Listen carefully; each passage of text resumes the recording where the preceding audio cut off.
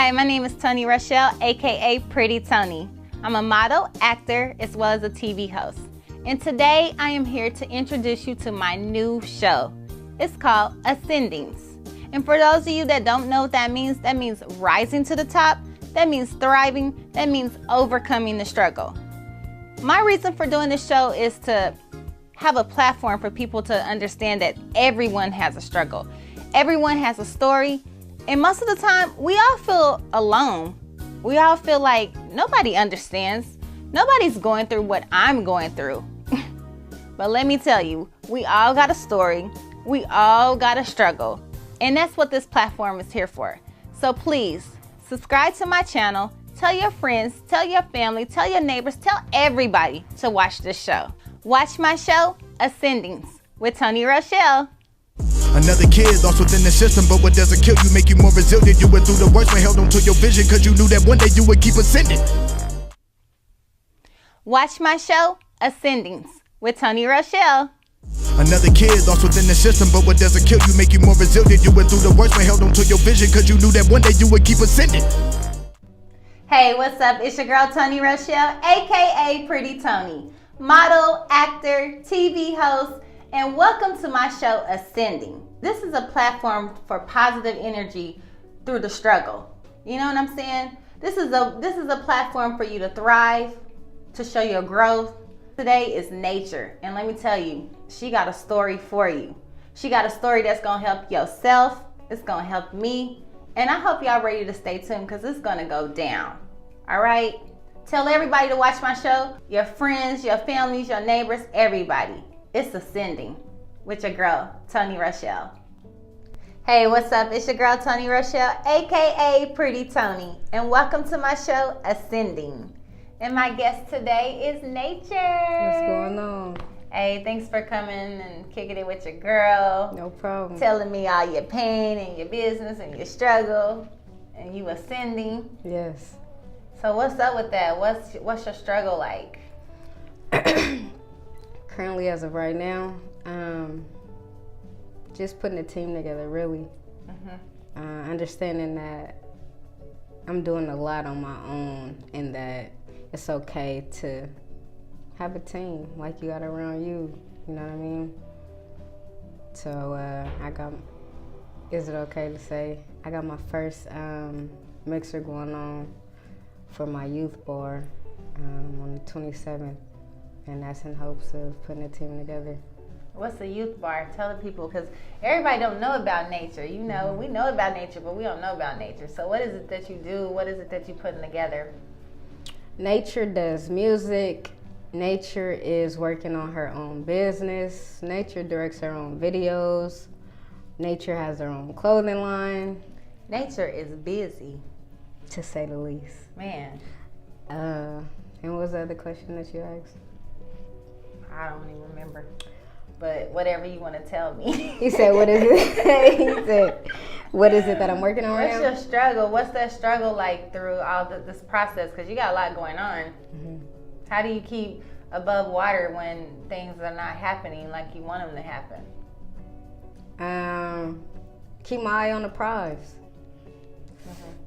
Yeah, it's a lot of distractions out there. Like, honestly, where we located right now, as soon as you step out that door, it's the world. Yeah. It's the world. I got some questions I want to ask you. Go ahead. I'm going to start with this one right here. I'm going to let you read it and you tell me your answer to that question. Should I read it out loud too? Yeah, read it out loud so the people can hear it. What activities drain your energy?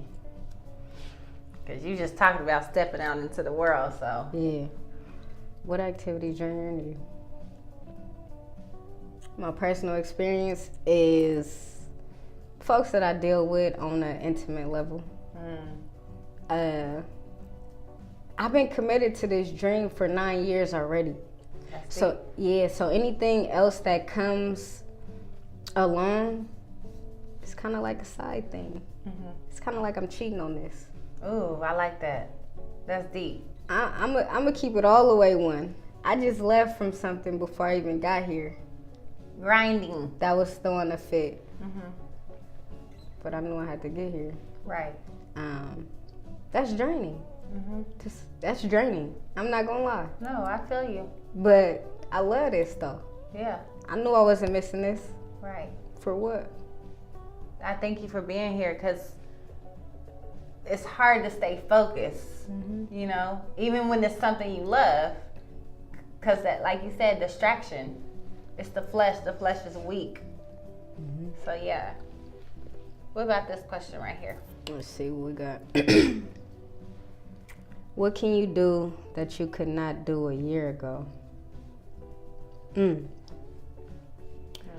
So a year ago, I graduated from UC Riverside.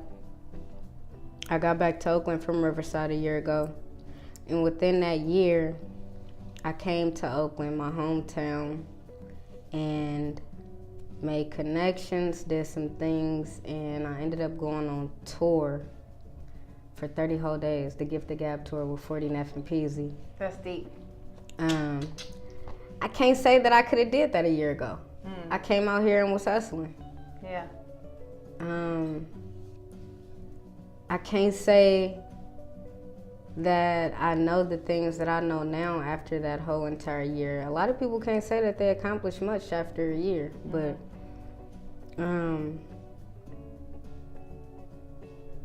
I could say that I was on tour with 40 Neff and Peasy.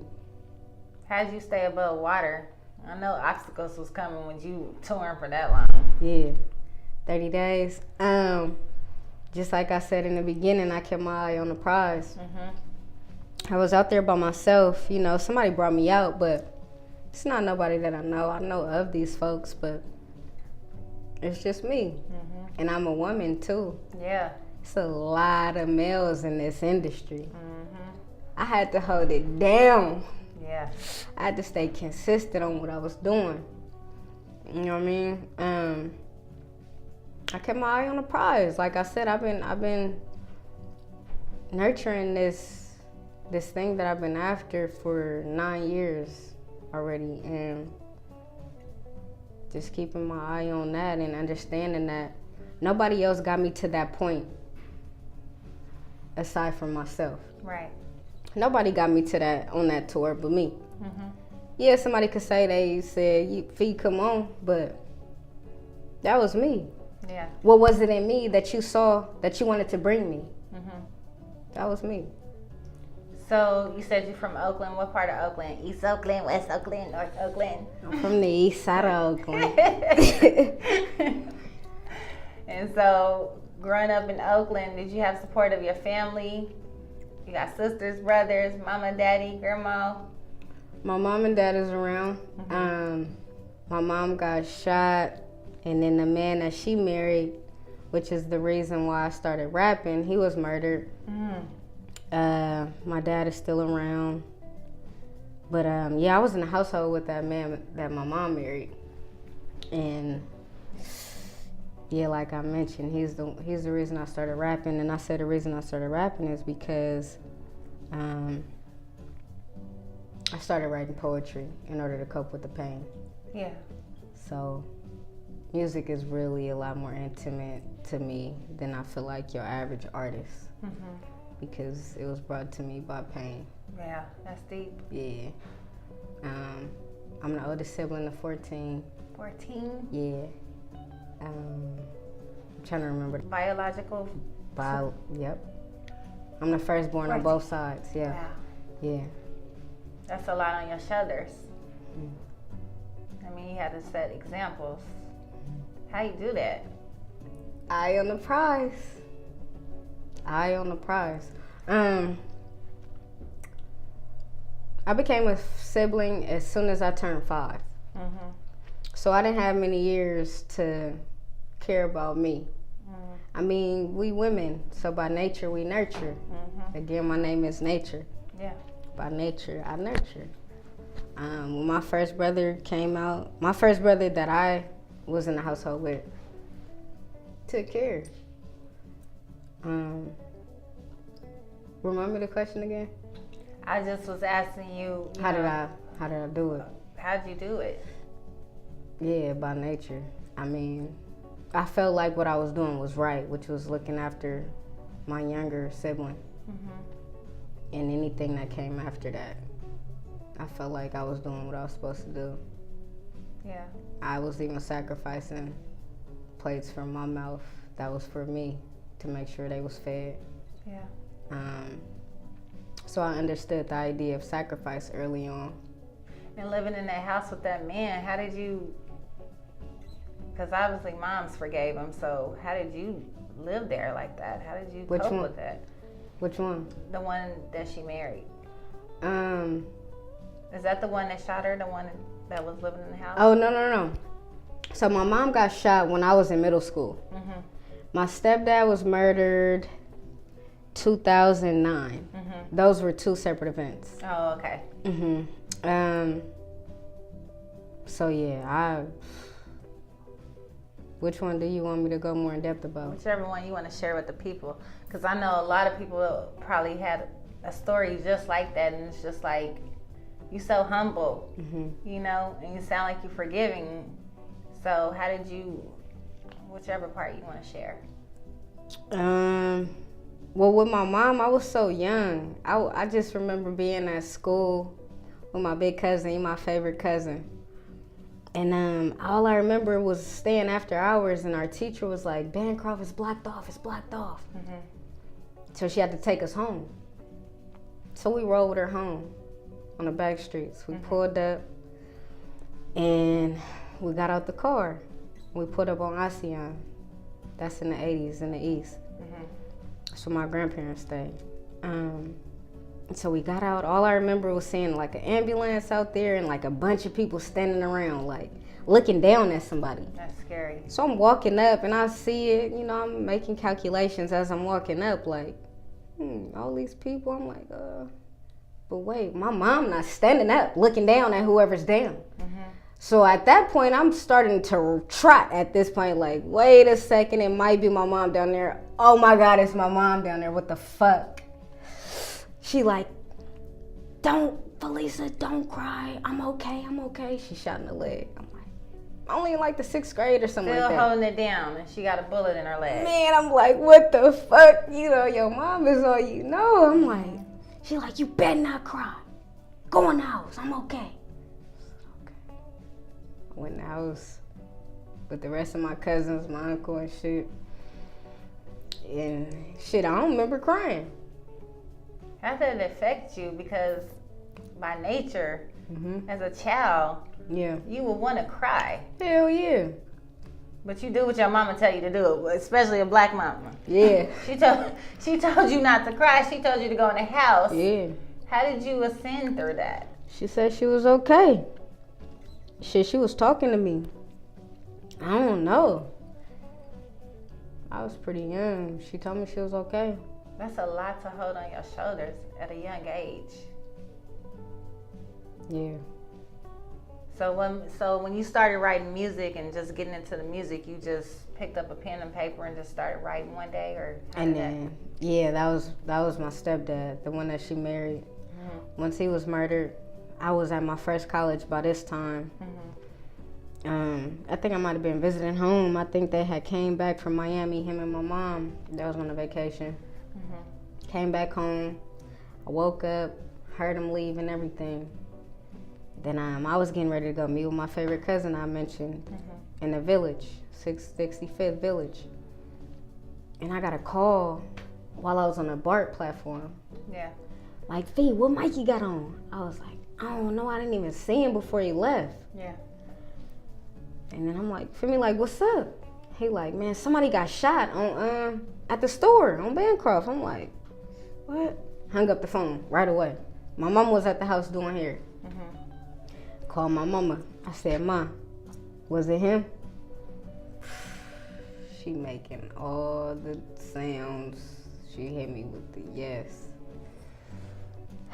I'm on the platform, like, fuck am I supposed to do? Yeah. Got on the BART, rode to Coliseum. And then when they called me and told me, had them pick me up. We rode through, pulled up to the store, everybody out there, he on the ground. He was dead on the scene. My grandpa knew. Sorry. Yeah. But, they rode him to the hospital. I was in the car following the ambulance to the hospital. Got to the hospital, and I thought it was Hope. I didn't see my grandpa or interact with him, but he was holding him, so he knew.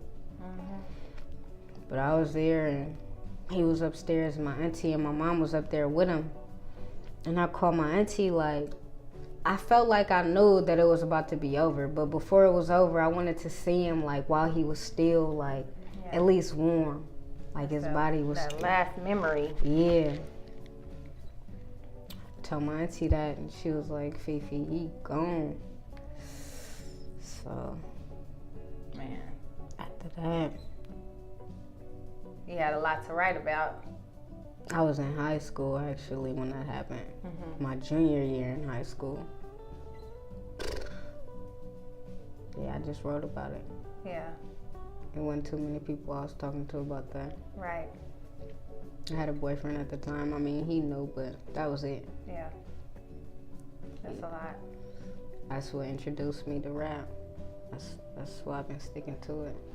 It's like, in a sense, it's like your struggle made you succeed. It made you ascend. Yeah. It opened up the door for something that you probably didn't even know was there, right? Not hardly. That's deep. I got another question for you. What elements hinder you from reaching success? I don't feel like anything hinders me. After hearing that story, I don't feel like it is either. Yeah. I feel like I go through things. I feel like whatever I go through, it helps more than anything. Even though strong, it might. That's why. You're strong. That's what my high school boyfriend used to tell me all the time. Where does that come from, though? How you pull that out of you? Because that's a lot. Most people are not like that. People fall back. They go into that darkest place. Even though I'm happy that you didn't. Not that I want to put that on you. Yeah. Matter of fact, give me some of that. Yeah, you can have some. Give me some of that. Take it. Because how you do that? How you do that? Yeah. I mean, I got 14 siblings, right? Yeah. But I was raised in a household with, my mom and the kids that she had. So that's a total of 3 boys at this point. Boys is rough. Yeah. I mean, I got boys. Yeah. I'm a girl. Yeah. But that's my mama. And then my brothers. So I had to help her raise some boys. Yeah. I had to have some tough exterior. I know. I did. I know. So I did that. Yeah. And I ain't come up with no excuses. I just did it. That's the best way I could put it, really. Yeah. That's the best way I could put it. It was boy cousins, boy brothers. The girl cousins was off in the street somewhere. So I guess. That's deep. Yeah, I don't think nothing can hinder me. I like that. Yeah. What can you tell people to help them not let things hinder them like that? When I got to my lowest point ever in life, what brought me back was the fact that I was still breathing. I sat and had a conversation with myself like, I'm still on this earth, I'm still breathing, I'm still very functional. I don't have no choice but to figure it out. Yeah. Shit, figure it out. What? I don't have no choice. I'm here. But that's so easy to say that, though. That's so easy to say that. Yeah. What else can I resort to? Yeah. As a big sister. As my mama only. You feel me? Yeah. There's nothing else I could go to. Yeah. All my life, all through high school, I would come home after school. I'd play basketball and all the stuff. But I would come home like, my mama be on TV. My mama this, my mama that. I wasn't saying that shit for fun. Yeah. I meant that. I meant all of it. And I knew that I was going to come home with big money one day. And I'm still working on it. Yeah. And I'm still going to do it. You are going to do it. Yeah. You going to do it. I already know. I feel it. Yeah. So if there was one thing that you wanted to tell somebody, because I'm pretty sure there's another Fifi out there like you. What would you tell that young Fifi?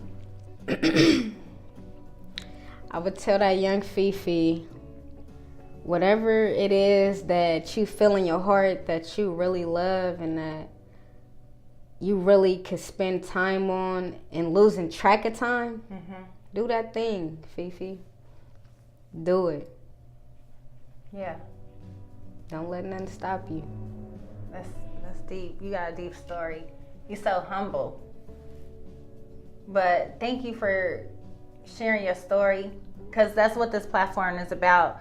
It's like, it's about the struggle, how you overcame it, how you went through it, how you still in it. And I know that's gonna help somebody. Somebody is feeling that same pain that you felt. I mean, growing up in the East Oakland, seeing all of that as a youngster, and then for your mama to tell you, don't cry. Yeah. Go in the house, Fifi.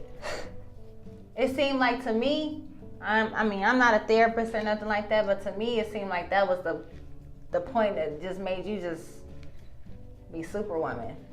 Yeah. Okay, I like Wonder Woman better. Wonder Woman. Yeah. And it was just like you just took it and ran with it. Yeah. This Fifi, y'all. This is Ascending. I'm your girl, Toni Rochelle. Y'all check us out. Y'all tell people to keep watching our show. Tell your mama, tell your friends, tell your neighbors, everybody to watch Ascending. And where can people find you at? You can find me on the gram. That's Fe Nature Music. Fe Nature, no space, music. Nature. Don't nobody know Fifi. This was just a glimpse behind the scenes. With Pretty Toni. Hey, keep on ascending, and we out. Appreciate it. I don't have a choice. There's no choices for me. There's bad things that's coming. That's good things that's coming. There's no choices for me. I got to keep ascending. I got to keep pushing. It don't matter what I see. It don't matter how I feel. I got to keep going. It ain't no choices for me. Mama said, get your butt up in the house. Don't you cry. Don't you shed a tear. It ain't no choices for me. I gotta be a good example for my youngsters. I gotta be a good example for mama, because it ain't no choices for me. You hear me? It ain't no choices for me. I'm gonna keep ascending. I'm gonna keep on going. I'm gonna keep on thriving, because it ain't no choices for me. That's all I know. That's all I know how to be. What? No, I can't let that bring me down. That ain't gonna let me, nothing's gonna bring me down. I'm strong. I'm powerful. I'm gonna keep ascending. Things is gonna happen. I'm gonna make it happen. I'm gonna bring home the bacon and some more. Cause it ain't no choices for me. What? It ain't no choices for me. I gotta keep going. There's nothing else for me. Ain't nobody gonna give me nothing. Ain't nobody gave me nothing. Cause there's a choice. There's a choice to keep ascending. There's a choice to keep going. There's a choice to keep thriving. I ain't gonna play pity patty. No. No sadness. No darkness. No quitting, because it ain't no choices for me. The only choice it is to keep ascending. Bad things is going to come. Bad things are going to go. People are going to come. People are going to say this. What? Yeah, I'm the only girl. I'm in this thing. It don't matter what the gender is, because I ain't got no choice. Do you hear me? I ain't got no choice. Ain't nothing given to me. Ain't nobody gonna hand me nothing. Ain't nobody gonna open the door. I make it happen. Me. Yeah, you hear me? Me. I make it happen. I make the choice. Because it ain't no choices for me. Mama said, don't you shed a tear. Mama said, get in the house. And that's the choice. That's the choice that I'm gonna take. The straight choice. Okay? Because there ain't no choices for me. Ain't no handouts for me. Ain't nothing given to me. Ain't nobody worried about me. And when your world is falling down, you gotta keep ascending. Gotta keep ascending. Oh yeah. Gotta keep ascending. Yeah. Even at your worst, you gotta keep your vision. That's the only way that you gon' keep ascending. Gotta keep ascending. Oh yeah. Gotta keep ascending. Yeah. Even at your worst, you gotta keep your vision. That's the only way that you gon' keep ascending. Her pain is my pain. Her struggle's my struggle. Shit. I know how it feels when nobody is there to care about your dreams and your hustle. I know how it feels when you living your life on a budget as tight as a huddle. I know how it feels when you stuck in the mud trying to figure out how to rise above the rubble. Now the lost child is a lost teen that can barely read with a pretty smile and low self-esteem, because everyone's telling her without her looks that she wouldn't be anything.